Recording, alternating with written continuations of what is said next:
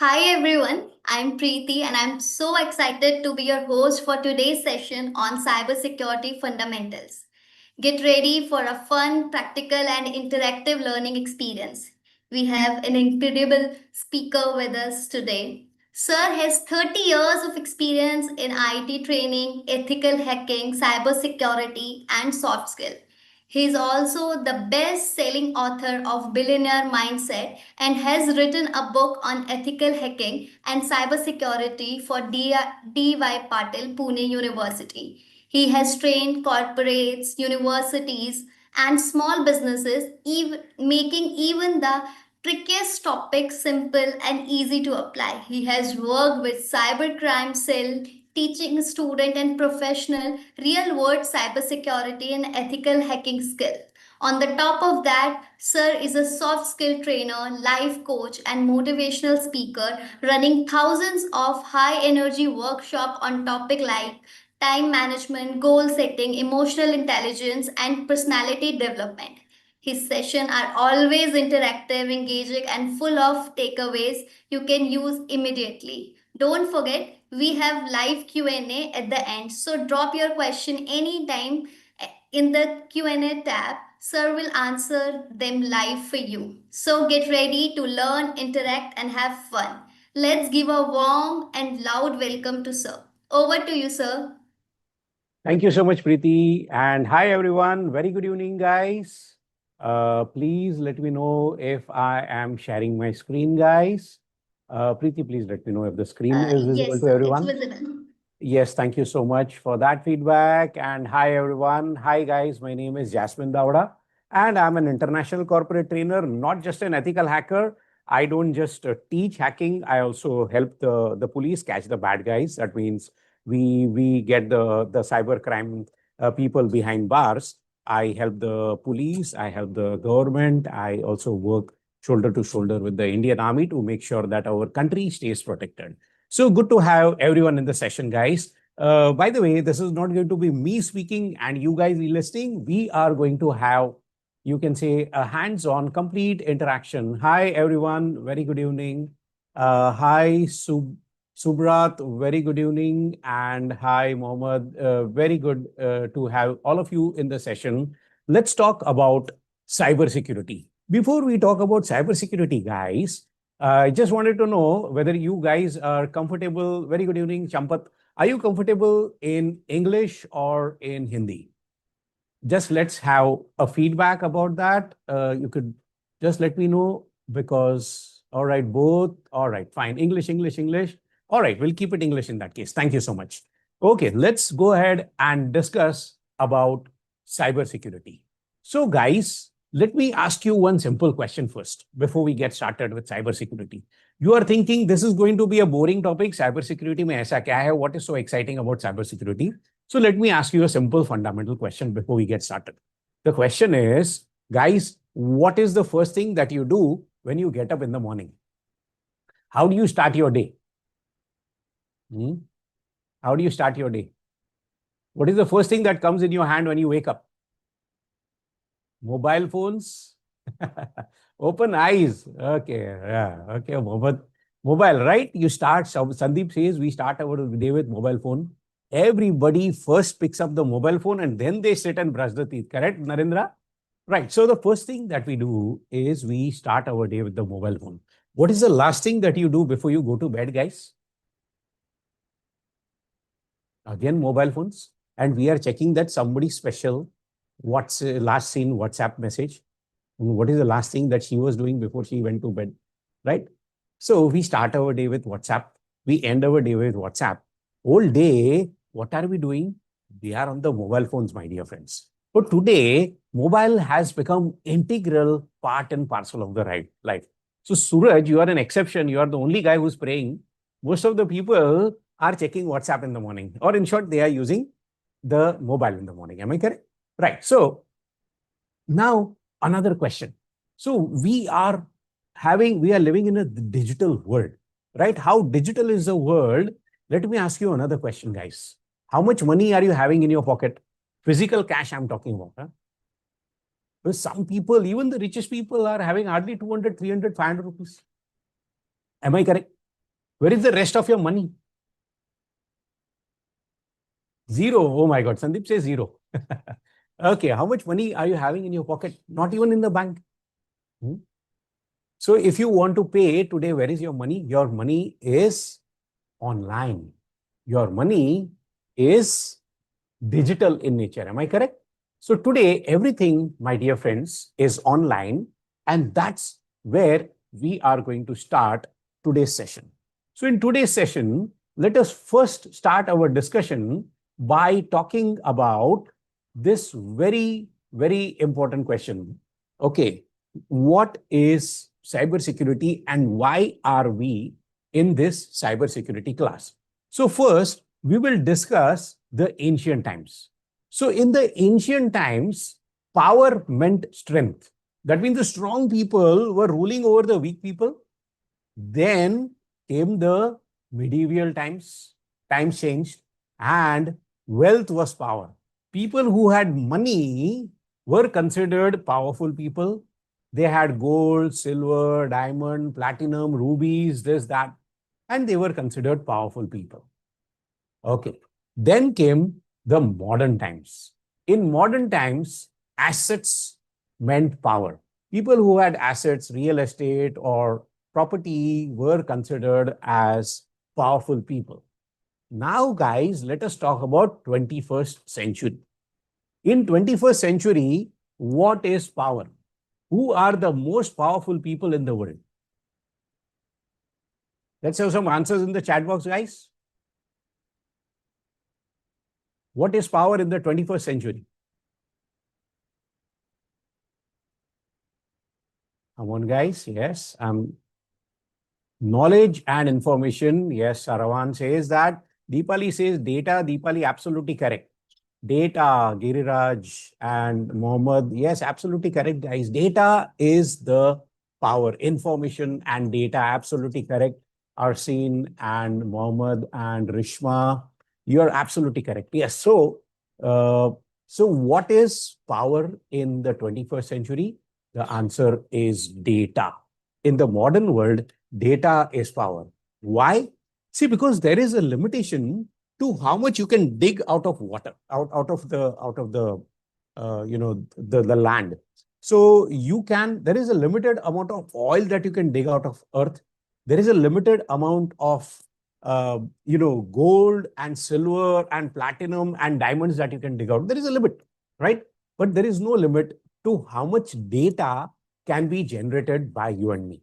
In fact, in 1 internet minute, my dear friends, we are generating today, human beings are generating petabytes of information. So, in simple words, today, my dear friends, we are generating more data in 1 minute than has been generated in the history of mankind in the last 1 billion years. Let me repeat that. In 1 billion years, human beings have not generated as much data as we are generating in 1 internet minute. You don't have to believe me. You just go to Instagram, you go to WhatsApp, you go to Twitter, you go to YouTube.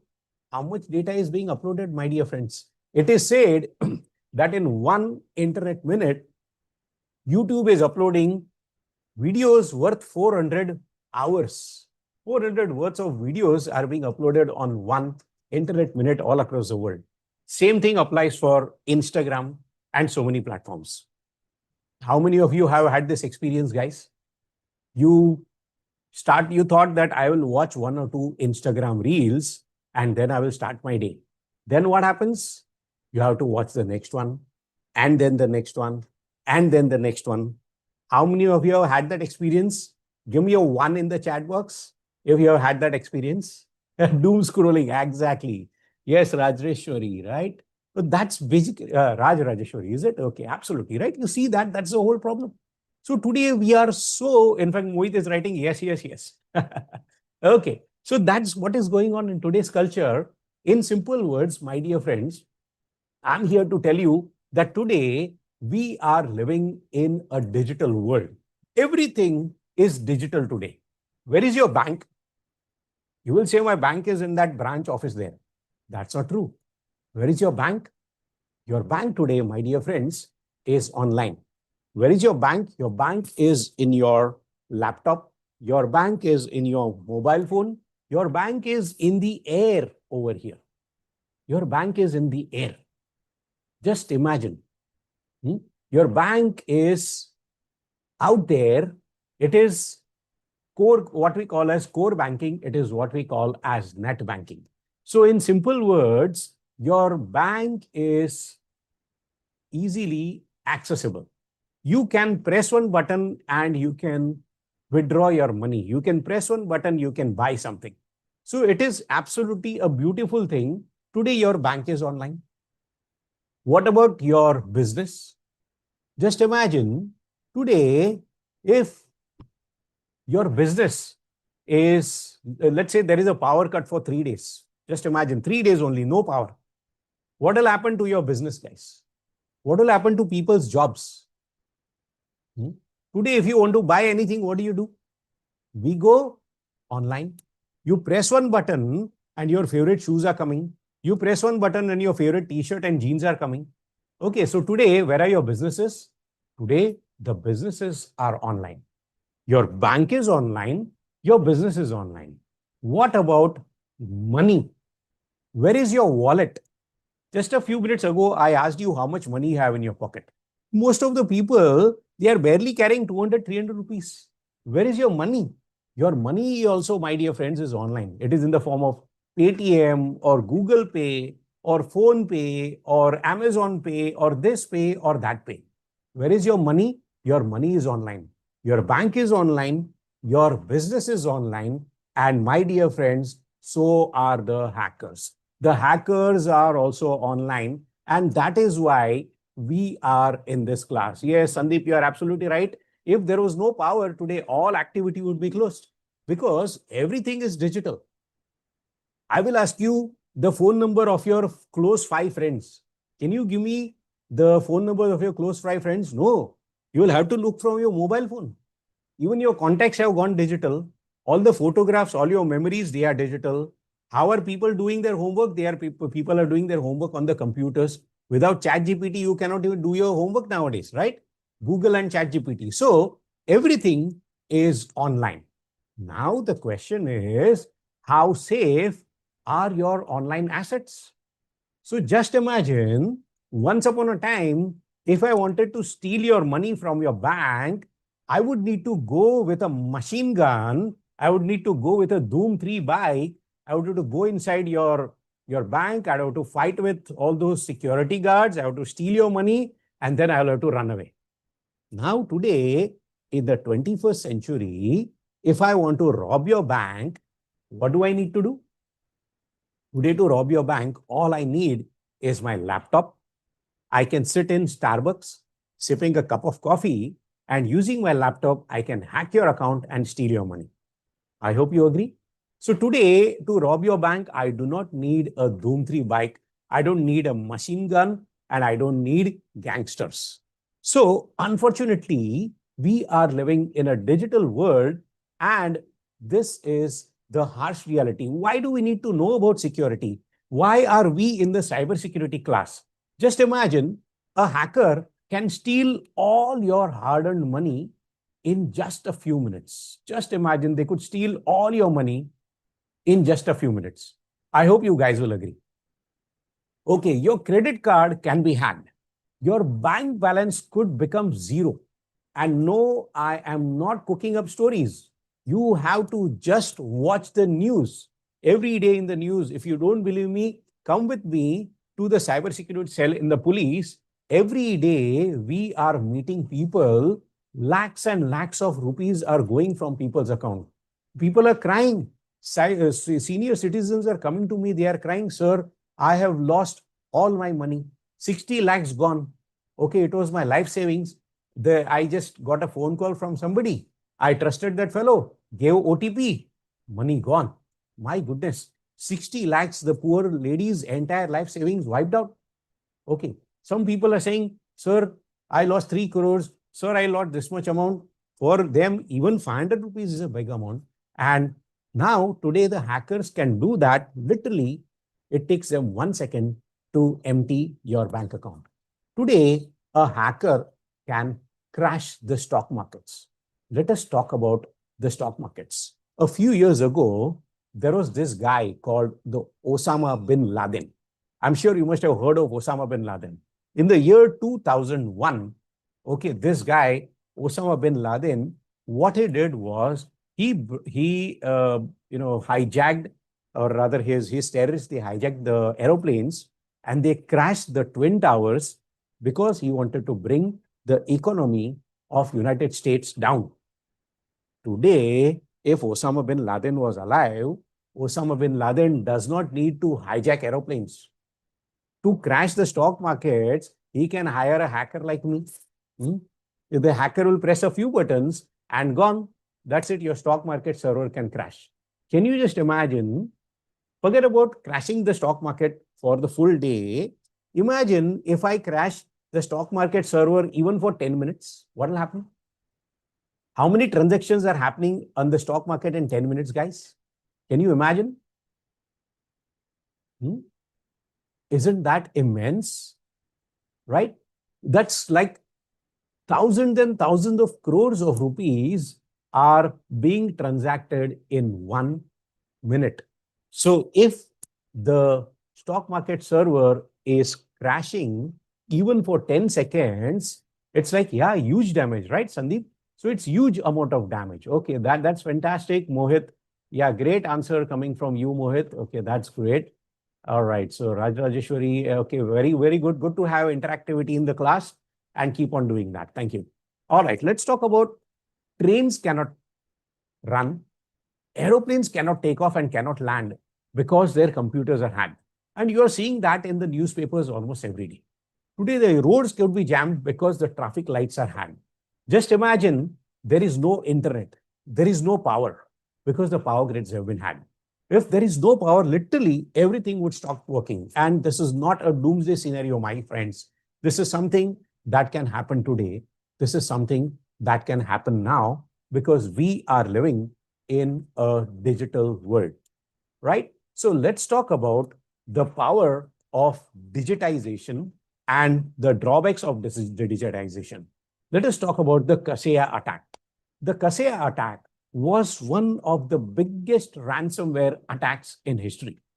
Who was behind this attack? We don't know for sure, but it was possibly a group called R Evil Group. What they did was they hacked more than 1,500 organizations.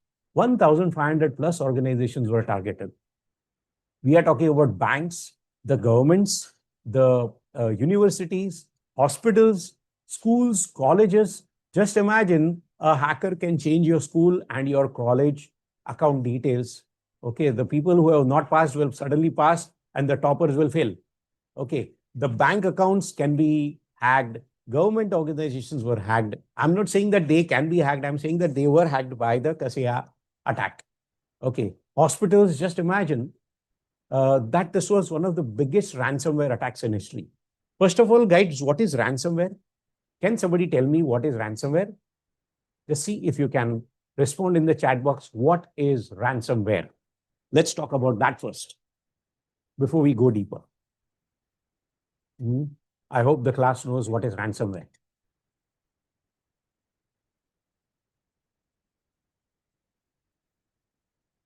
Ask ransom to get rid of bugs. Okay. Virus. Yes, Mandar. Correct. Demand for money. Yes. Steal the data and ask for ransom. Absolutely correct, guys. Very good. So what is ransomware in simple words? Very good answer, all of you. So ransomware is basically, you can say the hacker will encrypt your data. Okay. What is encryption? That means they will encode your data so nobody can read it. Now, how to decode it? Well, the only way to decode it is to use the key. Who has the key? The hacker has the key. Okay. So the hacker will give you the key and only then you will be able to lose your data. Now, just imagine how dangerous this can be. Just imagine that there is a patient in the hospital. The patient is in the ICU. He's in the emergency ward and struggling between life and death. And suddenly, the doctors have no idea what kind of medication is going on. What is the patient's history? Because today nobody is using pen and paper. No? All the data is there in the computers, and suddenly the computer is hacked. Just imagine the patient can lose the life. And I'm not talking about one or two patients, I'm talking about hundreds and thousands of patients in the emergency ward, and suddenly all the data is completely hacked. The hospital has no choice but to pay the ransom. So this is what we are talking about. The Kaseya attack was one of the biggest ransomware attacks in history. So what they did was they blackmailed all these organizations and they told them, you give us money, only then we will release your key. So why can't you just hire somebody like me to crack the key? Well, we cannot do that. Why? Because if I sit and start cracking the key, it will take me thousands of years to get the right key. So we have no choice now. Nobody is going to wait 1000 years for the data, and we are not going to live that long either. So we have no choice but to pay the ransom or use the backup. If the backup was there, great. If the backup was not there, tata bye bye, you have to pay the ransom. So who was behind this attack? It was possibly a group called R Evil Group. The R Evil Group is the same group who attacked SolarWinds. They attacked Microsoft and they attacked VMware. These are the top three IT giants on the planet. We know, everybody knows Microsoft. This window that you're seeing on front of your computer, this presentation that I'm making, PowerPoint presentation, is made in Microsoft. VMware is one of the biggest IT giants on the planet. And what do I tell you about SolarWinds, my dear friends? SolarWinds itself is a cybersecurity firm. If a cybersecurity firm can get hacked, who is safe? They stole the data not only from these companies, they also stole data from NASA, from the US government, from the UK government, from NATO, from the European Parliament, US Treasury, US Department of Commerce, and US Telecom Department. This is basically the intellectual property that was hacked by these hackers. So this is the Kaseya attack. And what this tells us in very simple words is nothing is unhackable and nothing is safe. Now, let us talk about a simple question now. Guys, the most important question is, can you be hacked? So this is a very, very important question. So tell me, guys, can you be hacked? Yes or no? Just give me a yes or a no in the chat box. Yes, yes, yes, yes, yes. Okay, everyone in the class is saying yes, except for one nice little soul who says no. I want to see the name of that person who said no. Sandeep is the only person who says no. All right, that's a great answer. Okay, now I need a volunteer in the class. I want to hack one person in the class. Okay, just imagine anyone can be hacked. Manik Chand says yes, if there is no prevention. So can I have a volunteer in the class who can be hacked? I want to hack one of you right now. uh, is it possible for anyone to be unmuted? Okay, Mohit wants to be hacked. Muhammad wants to be hacked. Okay, that's awesome. Preeti, are you there in the class? Is it possible Yes, for us? yes. Is it possible for us to involve any of the students? Or no, I have to hack you? No, actually, it is not possible. Okay, okay. So can I hack you in that case? Yeah. All right. So, okay, guys, so sorry. It is not possible for us to unmute anybody in the class because there are more than, Preeti says that there are more than 600 plus members here, and it is impossible for us to take those calls. So, Preeti has volunteered to get hacked. So, Yes. a big round of applause to Preeti. Preeti, I'm going to ask you some very stupid and weird questions, okay? So, please Okay. don't slap me for asking you such questions. All No. right. Okay, so I'm going to ask, guys, please pay attention how a hacker can hack Preeti. All right, so a simple question is, my first question to you, Preeti, is that if I was sitting in front of you, Preeti, would Mhm. you give me your smartphone? I will just meet Preeti with a nice smile and I'll say, excuse me, Preeti, madam, can you please give me your smartphone? I need to make an urgent phone call to my mummy. My mummy is waiting. What will Preeti do? Preeti, would you give me your smartphone? Just for Actually, three I minutes? know I should not give, but I will give. She is a very nice girl. So Preeti is ready to give me her smartphone. Now remember, guys, Preeti herself has introduced me as a hacker. Okay. And what can I do with Preeti's smartphone? In less than 5 minutes, I will take the phone, I will go outside, make a phone call, and come back and give Preeti the phone. Within those 5 minutes, what can I do with Preeti's phone, guys? What do you think I can do with her phone? You can steal Let's have my some, data. yes. Let's have some feedbacks in the chat box. Come on, what kind of data can I steal from Preeti? What can a hacker do? Okay, Ramnath says I can forward the call. I can steal her contacts. Okay. Yes, Deepali says that. Very good answer, Giriraj. Giri Rajan. Yeah, Giri Rajan says I can install malware. Mohammed exactly says the same thing. Absolutely correct. So what I will do is in this 3 minutes, I will install malware. Malware is kind of a virus. Okay, I will install a malware in Preeti's computer. I will give Preeti the smartphone back. Thank you, Preeti madam. So nice of you to give me the smartphone. And then I will go to my home. Preeti will go to her home. Then what will happen? Now, no matter where in the world I am, I will be able to see all the messages on Preeti's smartphone. Just imagine all the messages, all the videos, all the photos, all the chats, everything that she is doing. How comfortable does that make you feel? Right? Okay, Preeti, would you still like to give me your smartphone? No, sir. No, definitely not. Okay. No. All right. Now, let's continue asking. I told you I'm going to ask you very stupid and weird questions. The second question that I have for you, Preeti madam, is your camera. Can I have access to your camera? No. I'm sitting in Mumbai. Preeti is sitting in Gurgaon. From here, I want to access Preeti's camera. And she is very politely telling me, get lost. I'm definitely not going to give. Am I correct? Is Yeah. it that is exactly what we should all be doing. Hmm? So everybody says that we should not give people access to camera. Now I told you I'm going to ask you stupid questions. You guys are going to think this guy has gone crazy. But please, there is a reason to my madness. In less than 2 minutes, guys, I am going to utter one magic mantra, and after uttering the magic mantra, Preeti is going to say yes to all of this. Okay, not only Preeti, everyone in the class is going to say yes to all of this. Okay, so here is the second question. It is not just for Preeti, it is for everyone else also. Okay, guys, can I have your address and your location, please, Preeti? Now she is again hesitating. See, she is wondering, why should I give this If fellow my address and location?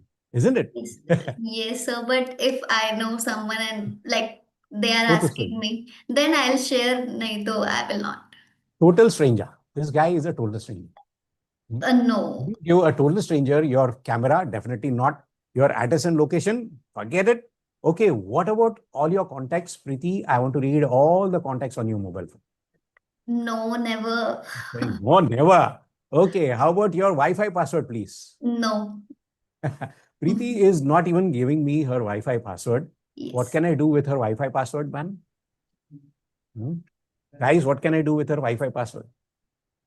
Hmm? Think.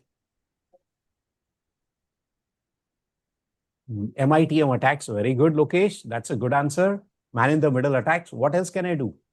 With the same Wi-Fi, I can access other IPs. Very good. Yes, Rajarajeshwari.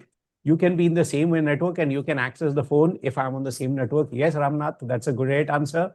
What else can I do on Preeti's machine? Just imagine if I hack her Wi-Fi password, I can get all the devices IP address in office and her home. Yes, not only that. Just imagine I will use her Wi-Fi password to send an email to somebody saying that I will kill you. Hmm. Guess who gets arrested? I'm using Preeti's Wi-Fi, not mine. Okay.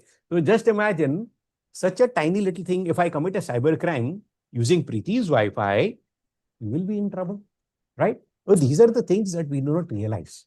Okay. And that is why we are in this class. Okay. Now the next question to Preeti is, we already know what answer Preeti is going to give, but still I'm asking this stupid question. So Preeti, I would like to access your photos. Mhm. I'd like to access your documents, all the files and all the media on your SD card and on your mobile. What would be your answer, Preeti and everyone in the class? How would you answer this? No, So, sir. Never. so Preeti is smiling and laughing and she's telling me get lost as politely as possible. Correct? And that is exactly what everyone in the class is doing. Now, guys, as I told you, that nobody in their right mind will say yes to this. But now I'm going to utter a magic mantra. And after that, everyone in the class, including Preeti, is going to say yes. Okay, now guys, let me ask you that question. All right, guys, how many of you have got WhatsApp installed on your mobile phone? Another stupid question. Instagram, Facebook, and YouTube. How many of you have got that installed on your mobile phone? Just put a one in the chat box. Everyone is saying one. Everyone is saying all have. Yes, correct, Manikchand. So everyone in the class is having this. Now tell me another question, guys. How much have you paid for WhatsApp?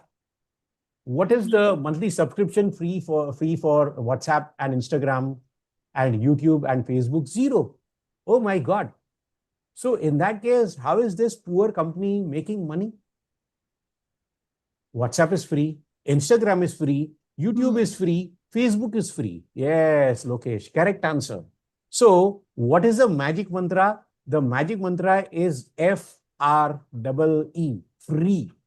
Okay, if I give you something for free, what am I getting in exchange for that? Let me show you. Here, whenever you are installing any software on your mobile phone, on your computer, anywhere, this is the kind of message that you get. What are you seeing here? You are giving permission or giving access to your device and app history.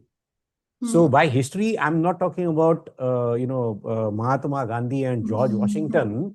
I am talking about what have you been doing on your mobile phone.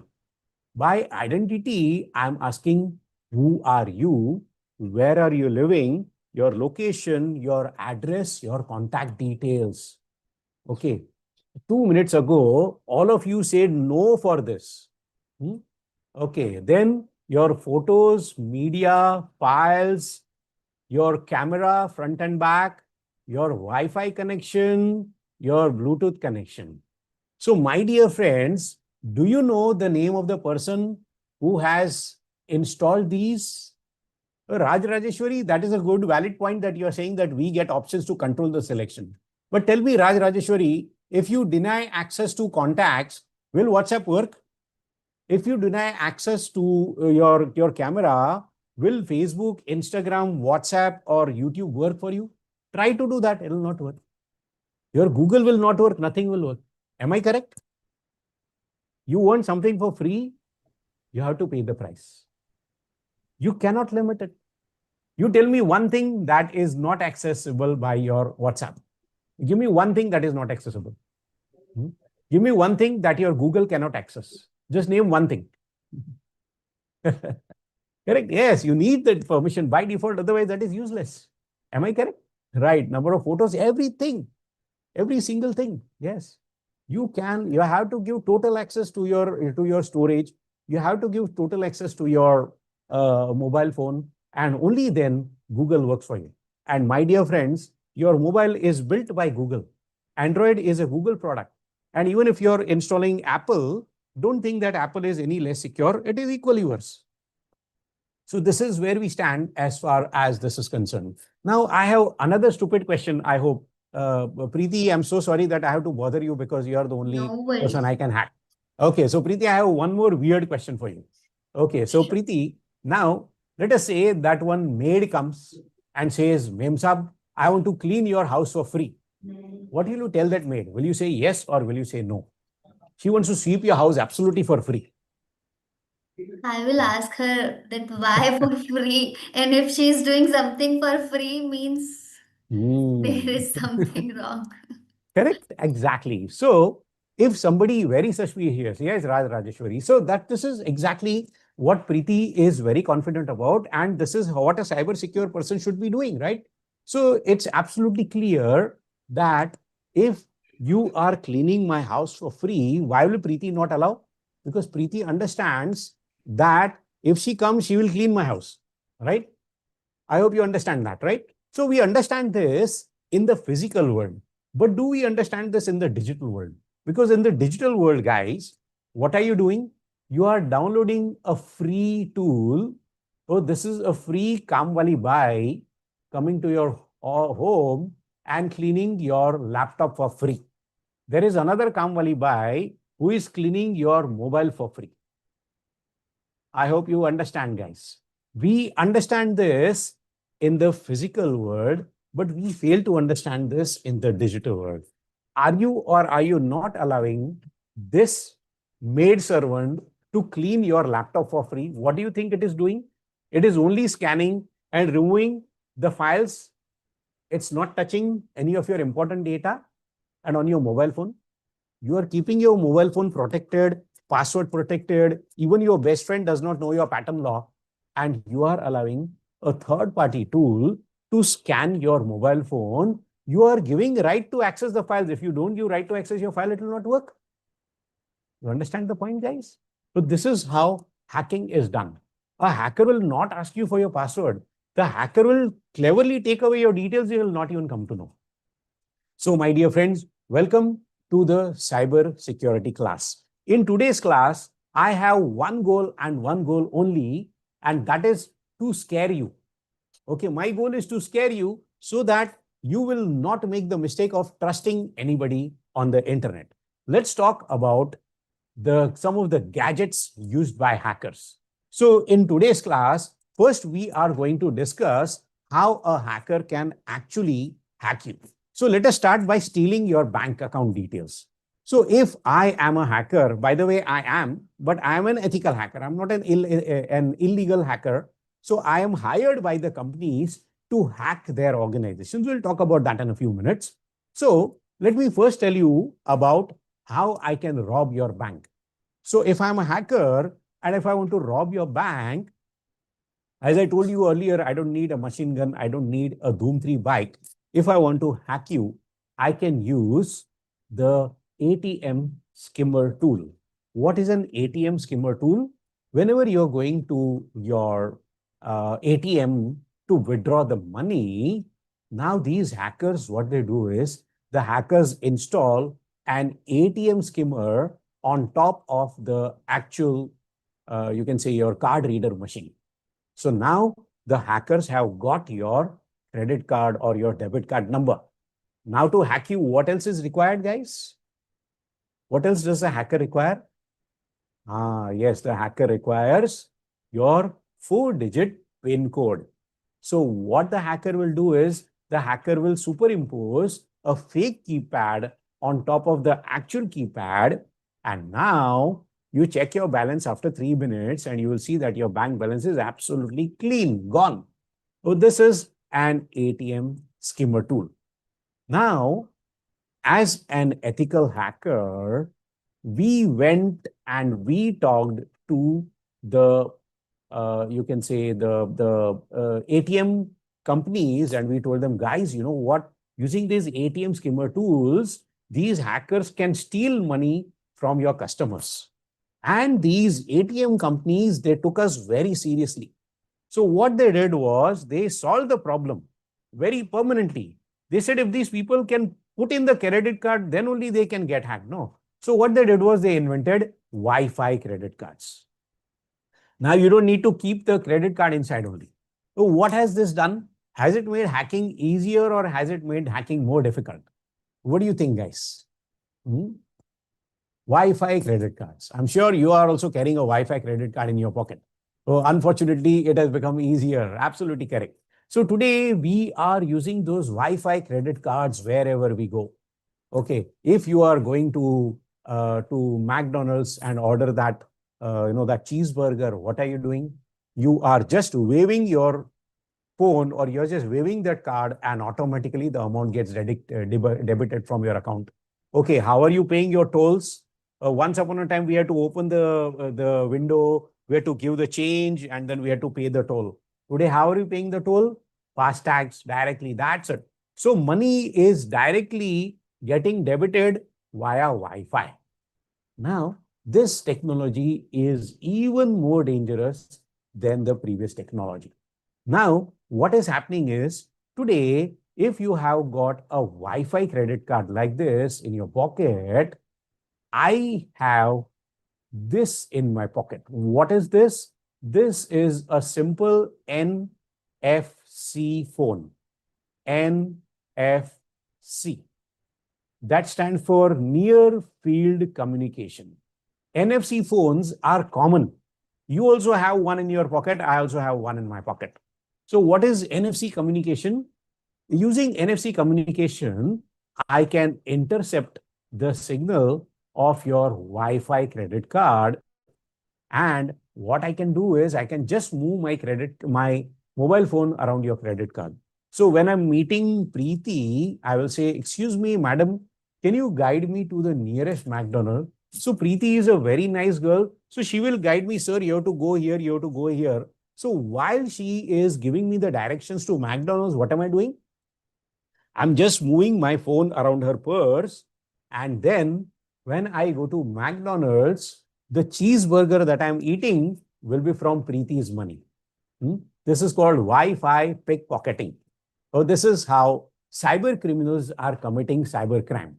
Yes, you can wave it in your wallet pocket. That is exactly how it is done. Yes, Sarwan, you're absolutely correct. This is nothing sort of the thing. Now, the whole problem here is with these Wi-Fi credit cards is you don't even know that this happened. So I don't even have to be anywhere near Preeti. Nowadays, the range of NFC is 30 meters. 30 meters is I can be at one end of the room, you can be at another end of the room, even if it's a big conference hall. If I'm in the same room as you, I can hack you. I don't even have to come near you. Just imagine how scary that is.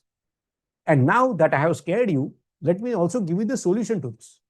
Okay, so if you want to protect your Wi-Fi debit card or credit card, the solution is simple.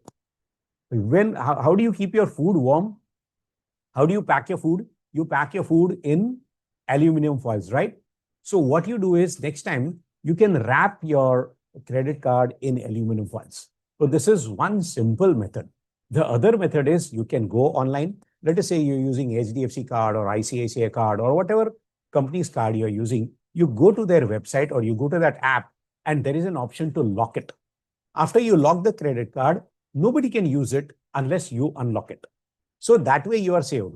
But the best simple desi solution is wrap it in aluminum foil and nobody will be able to steal your credit card information. Only whenever you need it, bring it out of the out of the aluminum foil, use it and then wrap it inside. That's basically simple. All right, now let's talk about the next thing, the hidden spy bulb. So sometimes what these hackers do is they install spy bulbs. They look like ordinary CFL and LED bulbs that are there in your home. Okay, they look like an ordinary bulb, but this one has got camera inbuilt in it and it can record up to 1 week's worth of data. Unfortunately, these are used in many, many different places. Now, just to give you an example, I have myself installed hundreds of these kind of hidden cameras, of course, not for any illegal purposes. So I have installed it in people's homes. Why have I installed it in people's homes? Because they want to know how the maid servant is behaving with the kids in their absence, how the maid servant is behaving with the senior citizens in the absence. Because mommy and daddy are going to work and the senior citizens are alone or the children are alone with the maid. So they want to see whether the maid is behaving properly or not. That is one of the reasons why we are using these hidden spy bulbs. So this is one of the things that we are doing, right? So now, but this is unfortunately also being misused. Now some, husband is doubting, I think my wife is having an affair whenever I'm going out of station. So he is also installing this camera. Or the wife is worried that my husband is having an affair with somebody. And these cameras are responsible for a lot of divorce cases, unfortunately. So this is another use of hidden spy bulbs. Unfortunately, these spy bulbs are also used in ladies' changing rooms. Let me also give you another example. Since we are on the discussion of ladies' changing rooms, these ladies' changing rooms, some of them have this hidden camera inside it. This looks like a simple hook. Okay, you think that this is a hook on which you can hang your clothes, but it has got a hidden camera integrated in that. So just imagine that somebody could be spying through these hidden cameras, or it could be in the form of a socket this looks like a perfectly ordinary socket. Guys, by the way, I'm showing you this purely for educational purposes. Please, please, please do not use this information to spy on somebody. It is a cyber crime to do that. Okay, I'm just telling you this so that you can be educated and you can protect yourself and your friends and your families. This is not intended for any wrong usage. Okay, coming back. So this spy socket camera, you can charge your mobile phone in this, and it can be used for spying on people. Okay, or it could be a socket that looks so ordinary, or even a bulb that looks without you can say it's a bulb socket, a bulb holder, and it has got a hidden camera sitting inside that. So just imagine, this is how people are spying on you nowadays, and most of the people have no idea. If I want to spy on you, I could just put on, now you can see the coat that I'm wearing. Now, if there is one button, through that button, I will be spying on you and you would not even come to know. I could be hanging the coat there and my coat is spying on you while I'm not even in the room. And just imagine how cheap this thing is. Or I could even wear spy glasses like this, or I could gift you a wall clock like this. Isn't that beautiful? And there's a tiny little camera hidden over here. It is not only recording everything, it is even transmitting the data to the hacker in real time. How scary is that?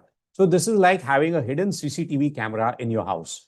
Just imagine, you can just gift somebody this wall clock and you can spy on that person day and night. Or you could even give somebody a power bank. Now, this looks like a perfectly ordinary power bank, but it is definitely not an ordinary power bank. It has got HD quality video recording. It has got 32 GB of memory, and it can hear and see everything that you are doing, right? There are lovely looking bags like these ladies' bags that are available. They have got hidden lenses in them. Okay, and these are there again for the same purpose, that is spying on people. So these are used in sting operations where you want to perform a sting operation on that you can say that politician, or you want to perform a sting operation on that Bollywood actor or actresses. In that case, these sting operation bags were being used. Now, again, now that I have scared you, let me show you the solution to this. So next time when you are checking into that OYO room with your family, how do you know that somebody is spying on me or not? So for that, you will have to use a tool like this. This is Spy Finder. This is a spy bugs detector. So basically, this is a tool that you just have to move around the room. When you're going into checking into a hotel room or any room that you think whether it has got any bugs in it, just move it around the room and you will come to know if it starts beeping, that you know that there is something in there. The other way you can do it is you can use the smartphone app. Let me give you an example here. Okay, so let me just take you to Google and I'll show you how you can get that thing done. So here we go. You just go to the Play Store, Google Play Store, and Google Play Store, you go and search for FING, Fing app. Fing app. So this Ping app basically is a great tool that is identifying all the devices that are connected to the network. So in case your neighbor has connected to your network without your permission, you can come to know that the wrong person, somebody is there on my network who is not supposed to be there. And it will also do the reason why I brought you here. It will check for hidden cameras in your network. It can check that this place has got a camera and somebody is spying on you. So in that case, you can definitely, attack. I mean, you can complain to the cybercrime cell about that particular hotel. So what if the cameras are connected to the other network? Yes, that's a good question, Lokesh. Actually, that is why you need the other tool that I gave you, the scanner. That scanner thing, it beeps in case there is any camera, and that can be detected even if you're not on the same Wi-Fi. So will this also ask access to your contact and Wi-Fi? Absolutely, it will. Yes, Deepali. So remember, one thing that you will learn in hacking is that there is no free lunch. Nobody gives you anything for free. If they give you something for free, they are taking a lot more from you. Am I correct? So that is basically the scary part here. So remember the magic mantra FREE. And here I am to tell you that there is no free lunch. Nobody in the world will give you anything for free. There are only two people that I know on this planet who will give you something for free. One is your parents, and second is God. Beyond this, nobody gives you anything for free. They will take a lot more than they are giving you. I hope you guys agree with me. Okay. Anyway, let's continue talking about that. All right. So, yes. Okay. Manik Chand does agree with that. And that's great. Let's continue talking about hacking. Now, how do we steal somebody's cars? Let us talk about that.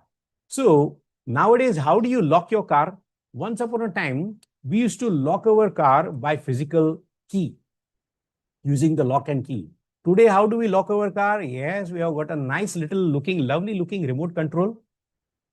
You press one button, the car gets locked. You press,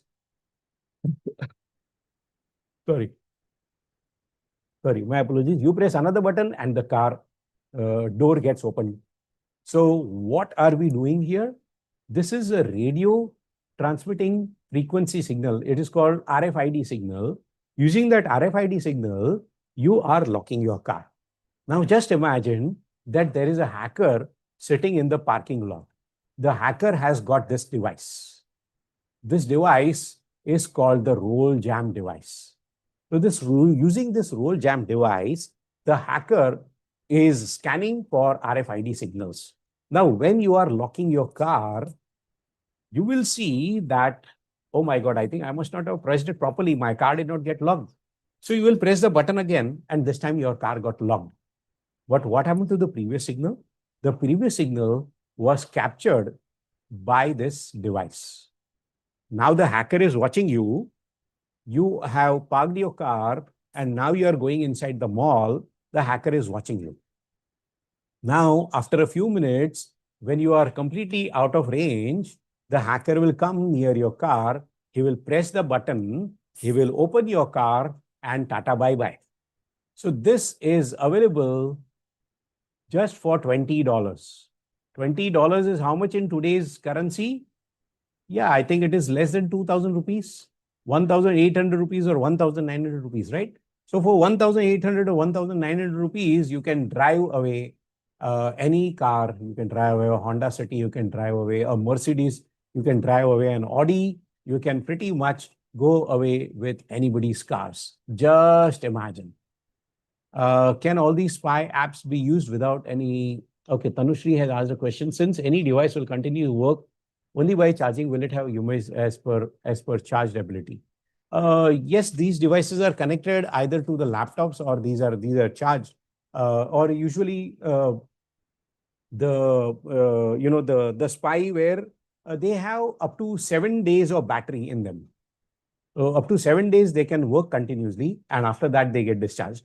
And sometimes we even connect them to directly to to the electric point, so they are completely permanently charged. So that's basically how it is done. By the way, that was a very good question, Tanu. Okay, keep that up. Okay, great. Now, what else can be done? Let's talk about the next thing here and how else can this be done. Yeah, most welcome, Tanu. All right, now let's talk about keyloggers. Now, if I come to your home or if I come to your office, please don't allow me to go anywhere near your computer, because what I will do is I will connect this keylogger next to your keyboard. Now, what will happen is this keylogger will collect all the keystrokes. Whatever you are typing on your keyboard, I will be seeing on my screen. Just imagine, right? The hacker is given the data 24 by 7, or the hacker will be emailed this data every 30 minutes or however you configure. So whether it is a USB, whether it is a PS2, or whether it is a Wi-Fi keyboard, all I have to do is I have to just put the keylogger on your computer or your mobile phone once, and then 24 by 7, I will be able to see everything that you are doing. Or what I could also do is I could use a rubber ducky. Now, this rubber ducky looks like a pen drive. It looks like a nice little USB thumb drive, right? But it is much more dangerous than that. So if I come to you and say, excuse me, can you just give me a printout of this PDF file? Do not accept my pen drive. My pen drive can contain a malware. As soon as you plug it in, this device, this rubber ducky, is configured or it is pre-programmed to steal all your passwords. Okay, all the passwords that are stored on your computer, all the passwords that are stored on your browser, all those passwords it will collect. And thank you very much. By the time you give me the printout of my PDF file, within 30 seconds, it has stolen all your passwords. Just imagine how dangerous it is. So remember, rule number 1 is there is no free lunch. Rule number 2, don't trust anybody online. Offline is your problem, but online, please don't trust anybody. Okay, that is rule number 2. That is a golden rule. The golden rule is zero trust. Do not trust anybody. Let me give you another scary example. Let's say that you are traveling and you are running out of battery on your mobile phone. You have forgotten your charger, you have forgotten your power bank, but you are at 2% battery. What will you do? You will go to public charging points. Just imagine you go to the public charging point, you connect your mobile phone onto this nice looking public charging point. What is happening? This is very, very dangerous. What can somebody do in the public charging? This socket that you see, okay, either this socket may contain malware, or even worse, very high probability that this wire that you're seeing, this ordinary looking wire, might not be an ordinary looking wire at all. This charging point might be a juice jacking point. So what is this doing? This is stealing all your data. While you are charging your mobile phone, it is sucking up all the juice. That means it is stealing your username, password. Not only that, it is cloning your mobile phone. So just imagine now the hacker has got a replica of your mobile phone on his or her screen. Whatever you are doing on your phone, this person can see on their computer as well. So just imagine next time when you are at 2% battery, just inform your family members, just inform all your relatives and your friends that my battery is low. In case my phone gets turned off, do not worry. But please, for God's sake, never, never, never charge your mobile phone in any public charging points. Yes, if you are using your own charger, if you have your own charger, it is okay for you to plug it in here, in this socket and this socket only, but never in the USB sockets. I'm not saying that all the public charging stations are bad, but why take a chance? Again, the same magic rule, there is no free lunch. Nobody gives you anything for free. Always keep that in mind. If you keep that in mind, my dear friends, I promise you, nobody will hack you. Yes, Manik Chand, yes, zero trust. And any legal constraints? Yes, if we switch off the phone, it will still happen. No, Amit. When you are charging, you are giving access. So it will still happen. Even if you switch it off, it is still able to steal all your data. It is still able to clone. For cloning the mobile, you don't have to keep it on. Yeah, it doesn't matter. And in fact, it turns it on while charging, it automatically turns it on. So that is another concern. So nowadays, these mobiles are there. They are very, very dangerous. Is there is a US charging available? Can we use it or not? In trains, in buses, Nowadays we have got those electric vehicles. Again, I'm not saying that Rajdhani is a hacking train.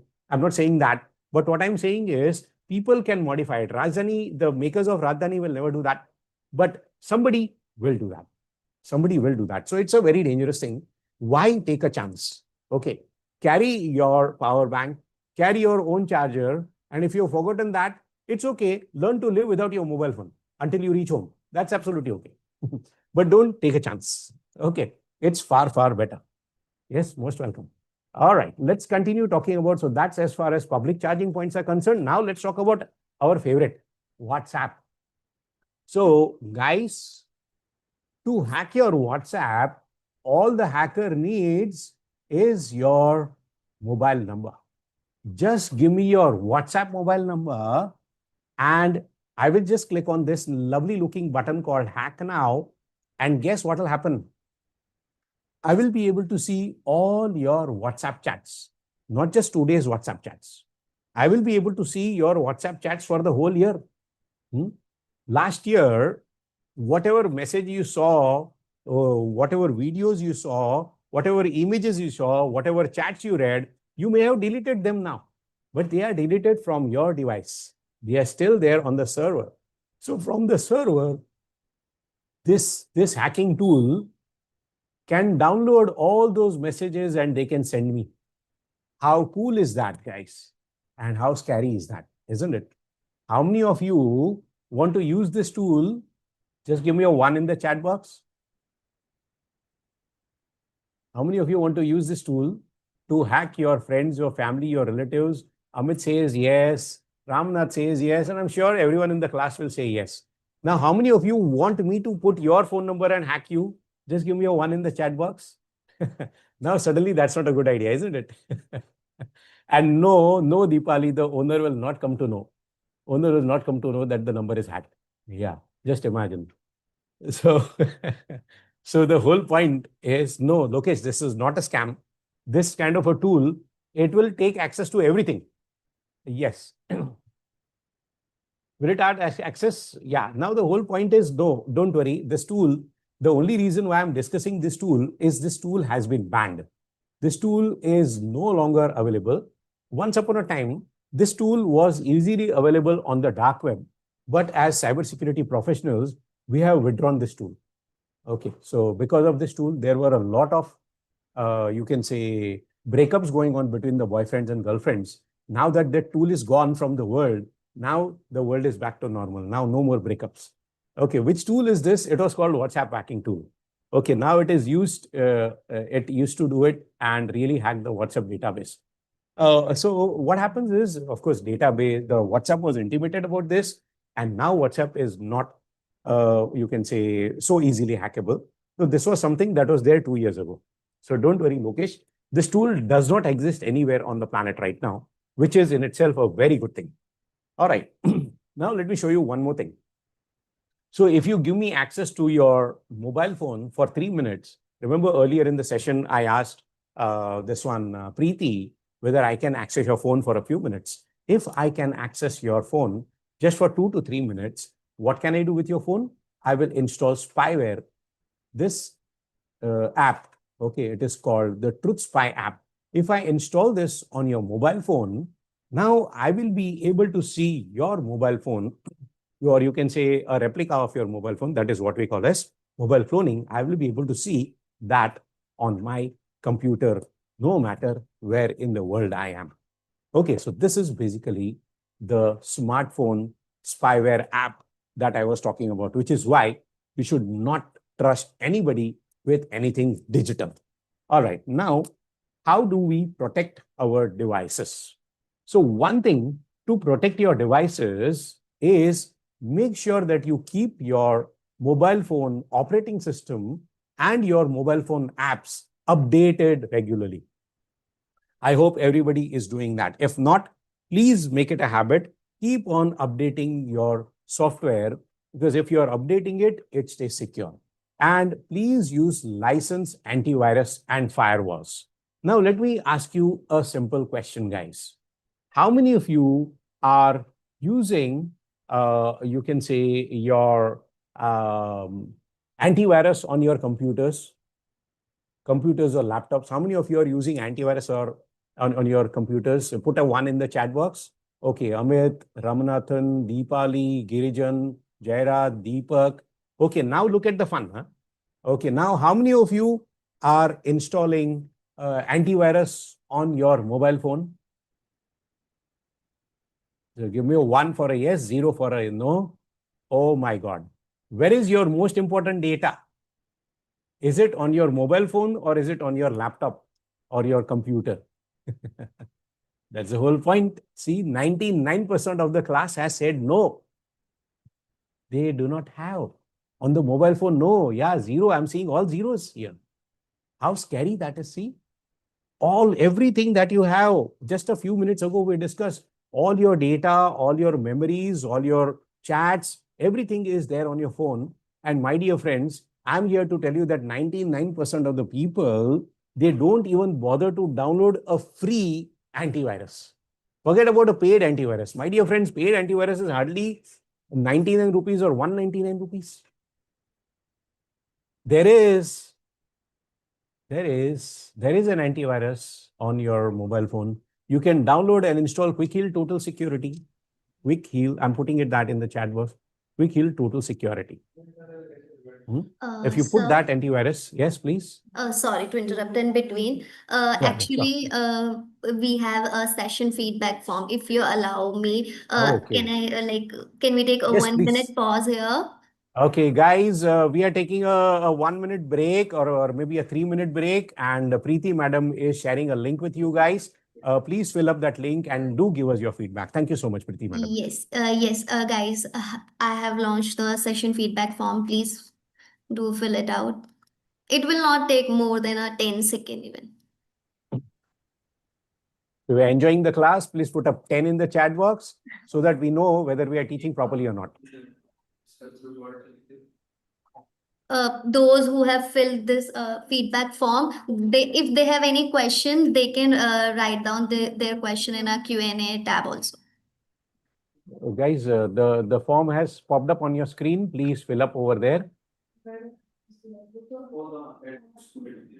No, fill up, Mohammed, thanks, Mohammed and Sandeep, but fill up the form that you're seeing on your screen. The session feedback is there on the screen, or it has popped up on your screen. Please fill that up. Yeah, done? Okay, thank you. Okay, if there are any topics or suggestions that you have from us, you can mention that as well. It would be great. Thank you for your lovely feedbacks, guys. Thank you, guys. Thank you. Sir, now we can start. Okay, we can continue. Thank you so much, Preeti. All right, you have already installed Quick Heal Tool Security. That's a great thing that you have done, Dilip Kumar. But there are many, many people, I'm telling you, 99% of the people in the world, they have no idea. And when I tell them, oh, we have to do that also, I just ask them, if you have got important data, you should have antivirus. And there are free versions of the antivirus also. A good paid version of antivirus will cost nothing like 999 rupees to 199 rupees. That is less than the price of a cinema hall ticket. You should go there. If you're going and eating food in a decent restaurant, your bill is coming 200, 300, 500 rupees. So this antivirus is like a security guard that is protecting your mobile phone 24/7. So it's not as if we cannot afford it. The problem why we do not do it is because we don't realize the importance of the data that we are having. Okay, now that's it. Quick Heal is a backup device, 5 backup device under 2000. Yes, Rajeshwari. In fact, I'm also using exactly that thing all the time. And it gives me very good security because people are always looking to hack a hacker like me. So what are the do's we talked about? Now let's talk about what are the don'ts. How can I protect my device? So how can I protect my device? Please do not download any apps from untrusted sources. If you do not trust that guy, learn to say no. Just like how Preeti said no to me. Okay, it is a good idea to say no. If you do not trust, do not download.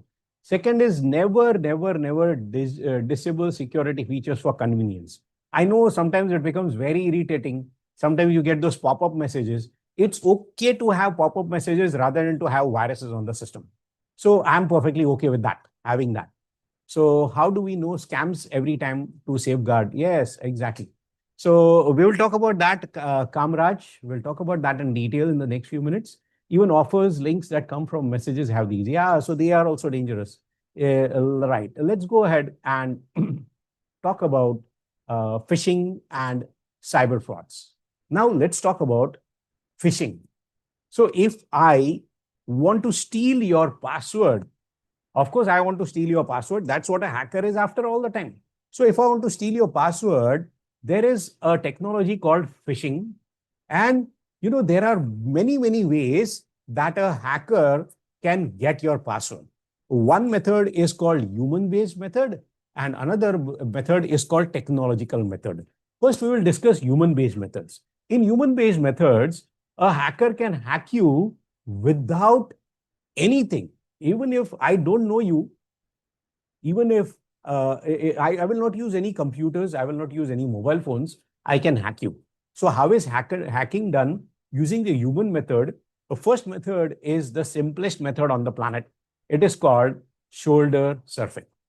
So when you are sitting in the cafe or when you're sitting in the office, and whatever you are tapping, whether you're tapping the password or you're tapping that confidential thing, now somebody behind you is surfing over your shoulder and looking at what you're doing.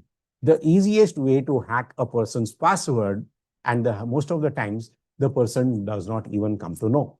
Other method is while you are typing in your pattern key, I am looking at the pattern key, the pattern unlock that you're making. A very good security measure is when you are at the at the ATM counter. See what this lady is doing. This lady has put her hand on top so that this guy cannot see what she's doing. This is very, very good security. So this is an example of what we call as shoulder surfing. So shoulder surfing is one particular way. The second way is something called piggybacking. That means sometimes what happens is we are good people, so we allow people, we open the door for somebody else. But what this is doing is this is bad for security, because you might be allowing somebody who is unauthorized, who is not allowed to go inside those premises. Then we have eavesdropping MITM attack. The MITM is man in the middle attack. What is man in the middle attack? Let me give you some examples here. One simple example is basically the example of, you can say, many times I go to people's offices and, I hear two people talking. So this guy is shouting from there, hey, what is the password of user one? And she is screaming, the password is admin @ 123, A capital, okay? And this guy, Mr. Hacker, wants that only. So the hacker is listening. This is one way. Or second method is basically you can use technology. That means this guy is intercepting the signal in between this. This is why it is called man in the middle. There is a man in the middle. One guy is from one part, the another guy is from another part. They are communicating, and this guy in the middle can sniff or steal the data from all of this. So Dilip Kumar, I do not know whether this recording can be shared. That is a question that Preeti will handle a little later in the session. Okay. Now let's go ahead and talk about something called dumpster diving. So what is dumpster diving? Let us discuss that. So by the way, I hope everybody knows what is a dumpster. What is a dumpster? Dumpster is basically a waste basket, right? Waste basket, or what you would call as a dustbin. So what is dumpster diving? Why am I talking about a dustbin in a cybersecurity class? What can we get from a dustbin, guys? What can a hacker get from a dustbin? Let's see if we can discuss that. What kind of information can a hacker get from there? A lot of information. Very good. We can get bills. We can get what? User details. All right. Okay. Invoices, bills. What else? Okay. Bank statements. You can get your Aadhaar card Xerox copy, okay, photocopy of your driving license, photocopies of your Aadhaar card, courier addresses, yes, address from courier. All right, what else? Very good. What else can we get? Contact details, yes. And sometimes what happens is, I wrote my password somewhere and then I'll just crumple it and throw it into the dustbin. This is like handwritten passwords. What else can we get? Sometimes you can get the company codes.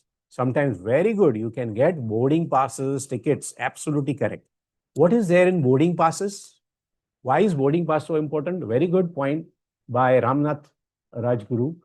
UPI pins, absolutely correct. UPI pins you can get from the dustbin. Boarding pass, what is there in the boarding pass? When you are boarding the plane, you have to give this boarding pass. What does the boarding pass contain? It contains a QR code. And inside the QR code, if you scan that QR code, you will get my driving license, you will get my Aadhaar card, you will get my, what else? You will get my address, you will get my phone number, you will get my email, you will even get my everything else. Yeah, passport, everything, just from that dustbin. Just imagine how scary that is, right? It links to your bank. Yes, it is so dangerous. So just imagine, this is what this class is about. This is why we are in this class. Why are we in this class? Because we do not understand the importance of data. We think it is nothing. Okay, we carelessly throw it into the dustbin. If you knew how people can misuse, you would be much more careful about what you update or what you upload on the internet. Let us talk about social media now. Our favorite, right? Earlier in the class, I asked you, what is the first thing that you do when you get up in the morning? The answer is social media. We start our day with Instagram or WhatsApp or mobile phones. And we are addicted. 99% of the world is completely addicted to the mobile phones. You will think that I will look at one video and then I'll start my day. But then you have to look at the next one, and then the next one, and then the next one, and then the next one. And after you see, oh my God, I have wasted so much time of my day. And this happens to you every day. Am I correct? Give me a 1 in the chat box if you agree. Isn't that a fact? 100% right. Okay, now let us talk about chain messages, guys. How many of you have seen these kind of chain messages? From Saturday morning, WhatsApp will become chargeable. You better put this, you better share this with 10 people. If you don't share this with 10 people, then you will have to pay for WhatsApp. Okay, or you will have a message coming from gods like Jesus Christ or Sai Baba or Tirupati Balaji or Krishna or Shiva or Muhammad or any god.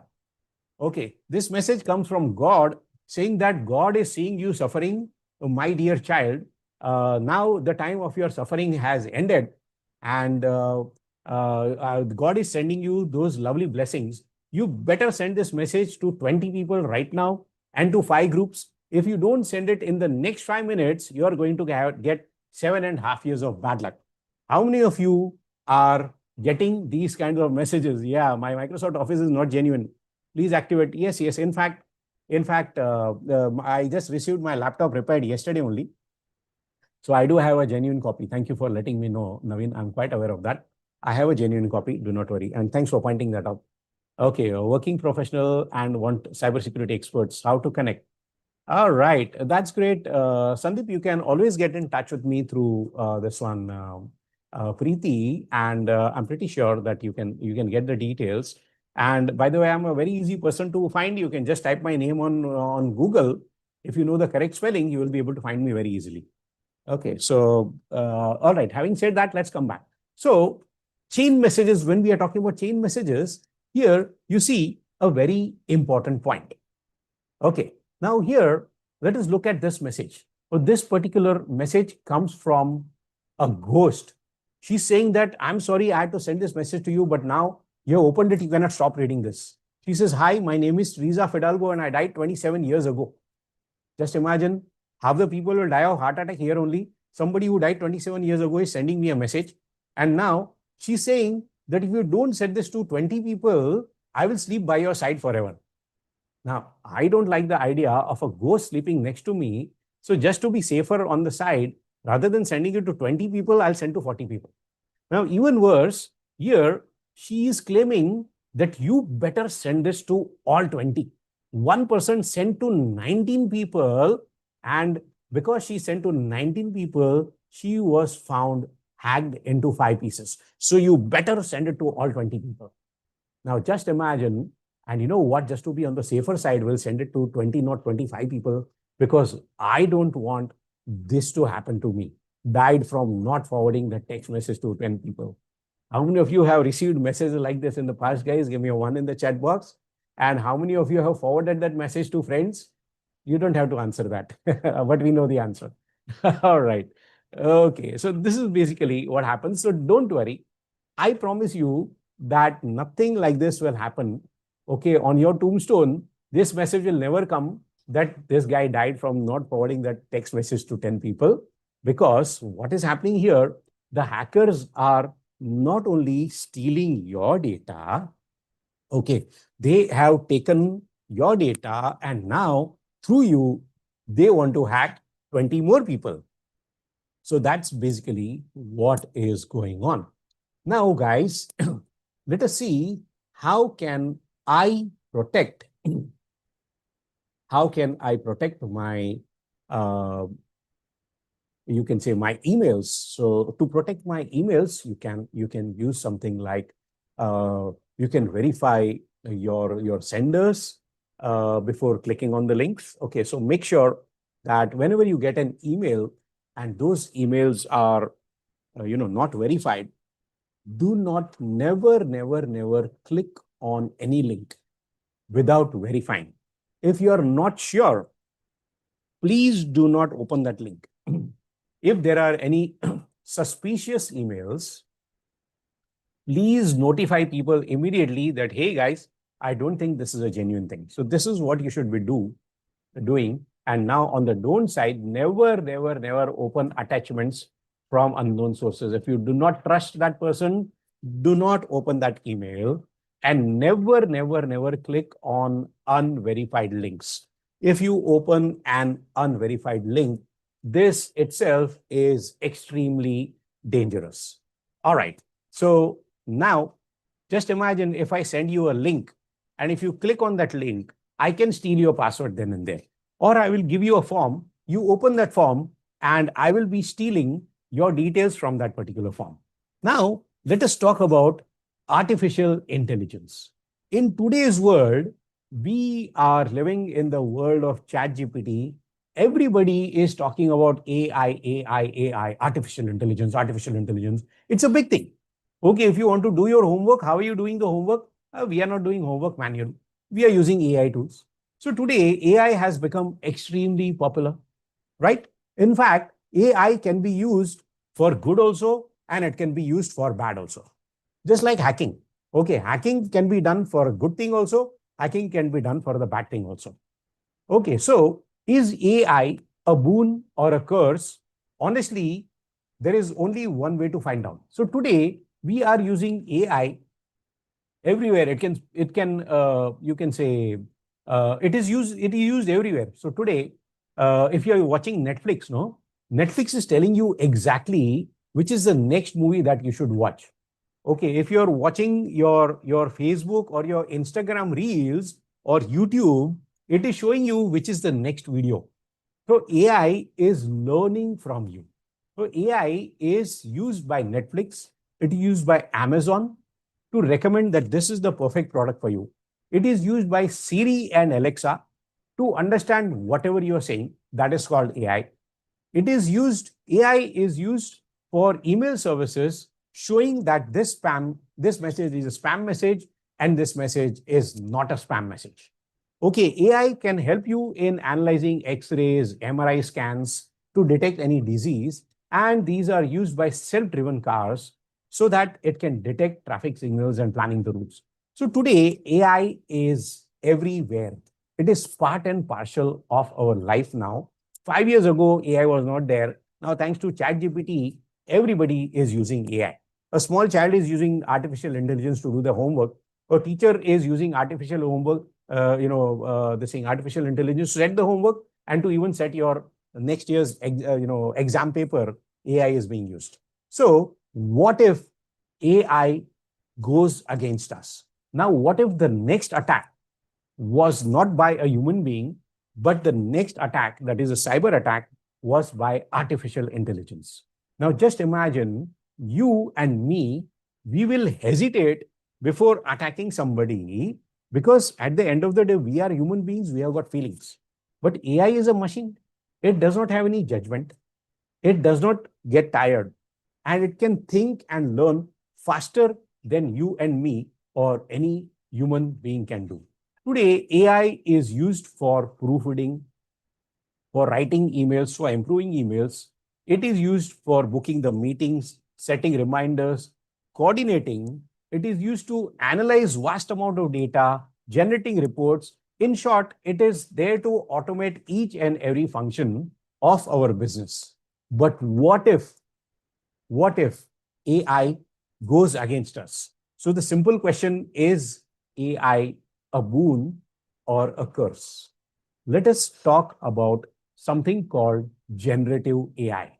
So today, using generative AI, a hacker can perform a group of hacking tasks, which a normal person will take hours or days to master, and one person cannot do so much. But using artificial intelligence, especially Gen AI today, a hacker no longer needs to have any technical skills. They don't need large teams. A single person can launch sophisticated scams. They can create convincing fakes, and they can develop malware at a grand scale, on a scale that was never imagined before. Today, if you see the news, uh, you know, uh, today you will see that there are a lot of AIs that are there. This is why the offices have selective access to restrictive AI. Absolutely correct. Yes, it's very dangerous. Yes, Rajshri. So is AI safe on your computer? Honestly, whether you like it or not, my dear friend, AI is already integrated. AI is already there on your computer. AI is already there on your mobile phone. AI is already there in your house. Whether you want it or not, it is already there. So it is not a question of whether it is safe or not. It is whether you are aware of how to use it properly or not. Okay, it's already integrated within it. We cannot do anything about that. But today, my dear friends, even forget about anything else. You open a notepad, no? Even this notepad has got AI integrated in it. Even here, you can see Copilot. So it is part and parcel, whether you want it or whether you don't want it, it's there. Okay, so just go over here. Hello, I'll just put a hello, my dear friends. And now I'll just go over here and just say rewrite. So it'll just convert that into something that I want. I'll do this one. But just imagine here also in a stupid platform like Notepad also, AI has been integrated. So here, this is also not safe.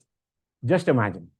Okay, anyway, so real world examples of how generative AI is being exploited. But today, let us first talk about AI written phishing emails. So once upon a time, you know what? We used to easily identify that this email is coming from a cyber fraud. It is coming from that scammer. Okay, how could we make out? Because the grammar was stupid. They were making a lot of spelling mistakes. The grammar was bad. But today, thanks to artificial intelligence, they are writing so professionally that the email looks genuine. Second thing is there is something called deep fake. What is deep fake, guys? Anybody heard of deep fake? What is deep fake? Not heard? Okay. All right. If you have not heard of deep fake, let me show you. Nobody in the class is responding. Yeah, known face, it's much more than that, Manikchand, but that's a good start. All right. Photo mapping, changing your face. Yes, correct. Yeah, pretending to be someone else. Yes, correct, Mahindra. So this is basically what is going on. What is a deep fake fraud? Just imagine now, again, the scary part is coming back. Okay, so let us talk about how I can scare you using this. So what is a deep fake thing? You just go to Google, and my dear friends, just now I'm not showing this for any other purposes except for educational purposes. So please keep that in mind when I'm demonstrating this. So just search for celebrity deep fake porn. Just imagine this will probably take you to websites. I'm not going to open any of those sites. I'm just telling you that any person, any celebrity, film star, sports personalities, top movie stars, all their, porn videos are created just from one photograph. Take the photograph of any lady and that is converted into full-fledged porn video. Just imagine how scary that is. Hmm? And just imagine now these people are complaining that we are getting, you can say, porn images of us, all the superstars, all the film stars. This person will look like that person, will talk like that person, will behave like that person. Now, how can this be used in hacking? Now you will see that we are talking about popular film models, film stars. We are even talking about presidents like Barack Obama, presidents like you can say this fellow Donald Trump, or even Narendra Modi for that matter.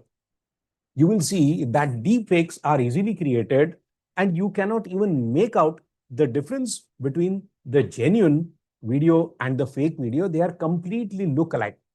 To create this kind of video, all you need is a 3-minute clipping of this person speaking. Hmm? Now, if you see my class, I've been speaking for 2 hours. So, if Preeti can create a deepfake video of me, whatever Preeti types, I'll be saying exactly that. It is not me, it is my digital avatar. Okay, so that is, you cannot even make out the difference. It talks like Jasmine, it behaves like Jasmine, it talks exactly in my accent, and even my mom cannot make out the difference between me speaking and my digital avatar speaking. So this is how deep fakes have become dangerous. So just imagine, guys, this is especially for the girls in the class, girls, whenever we are uploading a WhatsApp status or we are uploading our photographs on Instagram, just imagine what is happening, my dear friends.